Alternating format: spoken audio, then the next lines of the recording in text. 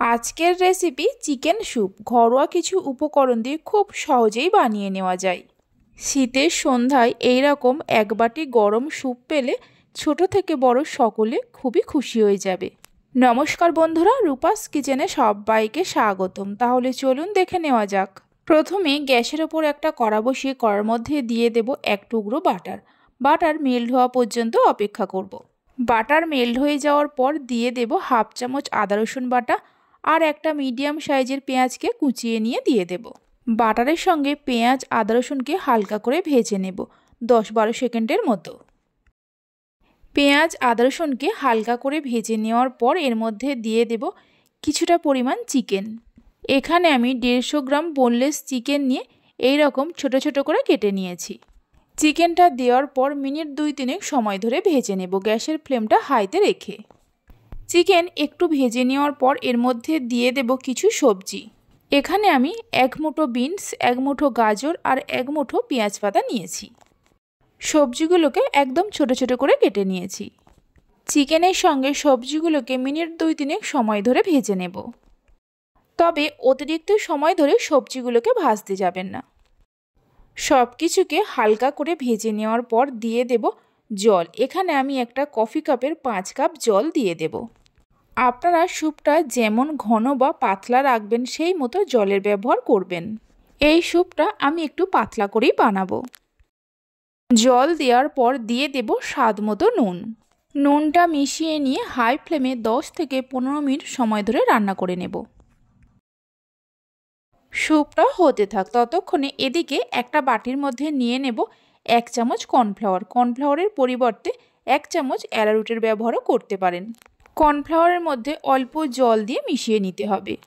কর্নফ্লাওয়ারটা মিশিয়ে নেওয়ার পর অন্য একটা বাটির মধ্যে একটা ডিম ভেঙে নেব। ডিমটাকে একটু ফেটিয়ে নিতে হবে। ডিম আর কর্নফ্লাওয়ারটা এইভাবে রেখে দেব।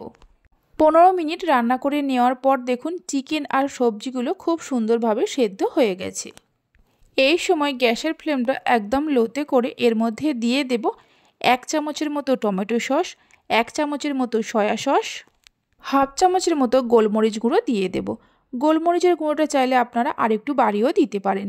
অল্প একটু চিনি দিয়ে দেব, চিনিটা চাইলে নাও দিতে পারেন। সব কিছুকে মিশিয়ে নেওয়ার পর কর্নফ্লাওয়ার গোলা জলটা এই স্যুপের মধ্যে দিয়ে দেব। দেওয়ার আগে আবারও একটু ভালো করে মিশিয়ে নিতে হবে। এইভাবে একবার চিকেন স্যুপের রেসিপিটা বাড়িতে বানিয়ে দেখতে পারেন। এর স্বাদ একদম রেস্টুরেন্টের মতোই হয়। বাড়িতে বানালে খেয়ে আপনাদের কেমন লাগলো অবশ্যই আমাকে কমেন্ট করে জানাবেন। কর্নফ্লাওয়ার গোলা জলটা দেওয়ার পর মিশিয়ে নিয়ে হাই ফ্লেমে আরও মিনিট 4-5 সময় ধরে রান্না করে নিতে হবে। কিছুক্ষণ রান্না করে নেওয়ার পর গ্যাসের ফ্লেমটা একদম লোতে করে দিয়ে যে ডিমটা ফেটিয়ে রেখেছিলাম আবারও একটু মিশিয়ে নিয়ে এই স্যুপের মধ্যে দিয়ে দেব। ডিমটা দেওয়ার সঙ্গে সঙ্গেই এইভাবে করে মেশাতে হবে। ডিমটা ভালোভাবে মিশিয়ে নেওয়ার পর সবশেষে দিয়ে দেব 1 চামচের মতো পাতিলেবুর রস। পাতিলেবুর রসের পরিবর্তে ভিনিগারের ব্যবহারও করতে পারেন।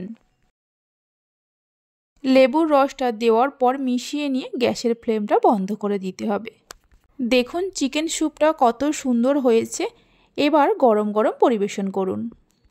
রেসিপি ভালো লেগে থাকলে অবশ্যই একটা লাইক করবেন, বন্ধুদের সঙ্গে শেয়ার করবেন। ভালো লাগলে চ্যানেলটি সাবস্ক্রাইব করে পাশে থাকা বেল আইকনটি প্রেস করবেন নতুন রেসিপির আপডেট পাওয়ার জন্য। তাহলে চলুন ভিডিওটা আমি এখানেই শেষ করছি। আপনারা সবাই ভালো থাকবেন, সুস্থ থাকবেন। ধন্যবাদ।